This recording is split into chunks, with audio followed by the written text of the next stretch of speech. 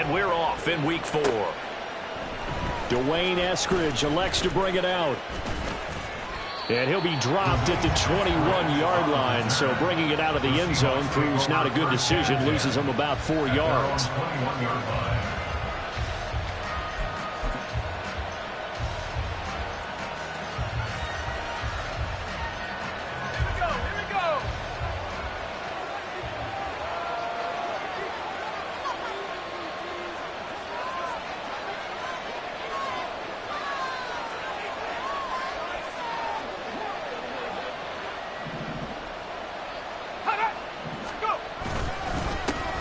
They run with the second-year man. It's Kenneth Walker. And he gets forward up the middle, but only for a couple. It'll be second down.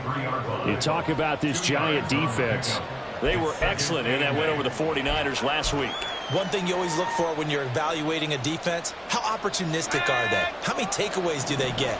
How about last week's game? The number was 6. Phenomenal performance.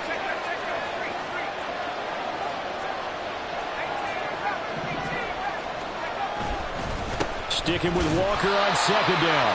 And the big boys up front, they're going to stop him right at the line. 2 runs in a row, but only 2 yards to show for it. Well, this defense for the Giants, they were excellent in that win over the 49ers last week. And one of the key things you always look for when you're evaluating a defense is how opportunistic are they? How many takeaways do they get per game? And how about last week's game? That number, 6. Absolutely phenomenal performance. They were on top of their game right from the first snap. That's complete to DK Metcalf. And he gets this up just shy of the 30 to the 29 before he's out of bounds. The Seahawks will call on Michael Dixon on 4th down to punt this one away. The back deep for the Giants is Dory Jackson. He was only asked to punt once in the victory last week as he sends this one away. Pulled in at the 24. So just a 3-yard return following a punt of 45. And it'll be Giant football 1st and 10.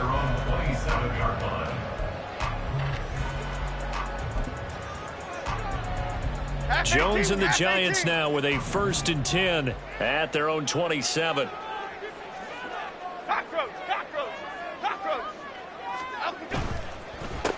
Now the NFC's leading rusher a season ago. Here's Saquon Barkley. And he takes us up to the 40-yard line before being corralled. First play of the drive going for 14 and also going for a 1st down. He was solid last week, over 100 yards in their victory on the ground. They want to get that. From week to week, it's not necessarily the same, but they want it to be, right? What they saw last week on the ground, they want to see in this game as well. Credit him with a 1-yard gain there to make it 2nd and 9. The Giants hit 3-0 here in the month of September. And they coming on a pretty good roll here. Winners of 3 straight. And I thought that they played pretty well last week. Their execution, their discipline, their resilience, all on display in that victory.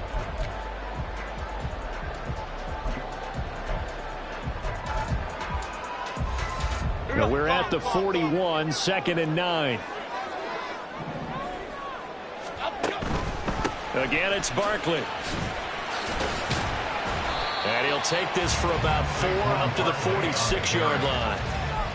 Well, if you're a football guy, that's a pretty run because everyone is in sync right there. Obviously, the guy carrying the ball, but how about the people up front? Leverage, athleticism, they created some nice space for him.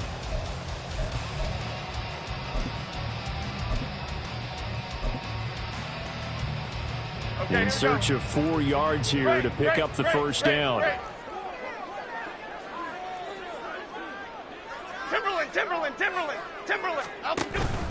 Jones fakes the give to Barkley. Caught along the left side by Hyatt. And he's out of bounds just before the midfield stripe at the 49. They'll give him 4 yards there. And that's going to bring up a 4th down.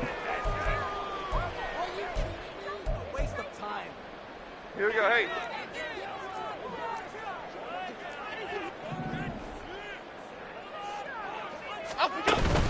They'll run for it with Barkley. And he will go out right near the 35-yard line. A big roll of the dice on 4th and 1, but it pays off. They convert. Good spot on the field to go for it. Kind of no man's land, as they call it, and it worked out. Yeah, they call it no man's land because your punter is telling you it's too short. I'm just going to punt it into the end zone. Your field goal kicker might give you a little raised eyebrow, might be too far for the field goal, so it gives you a great chance to go for it. Personally, if you have those tendencies to be aggressive as a head coach, you kind of like this spot because it gives you the decision to go ahead and go for it when you want to anyway. Meanwhile, Jones, a throw completed to Howard. And he's got this down almost to the 20 before he's dropped.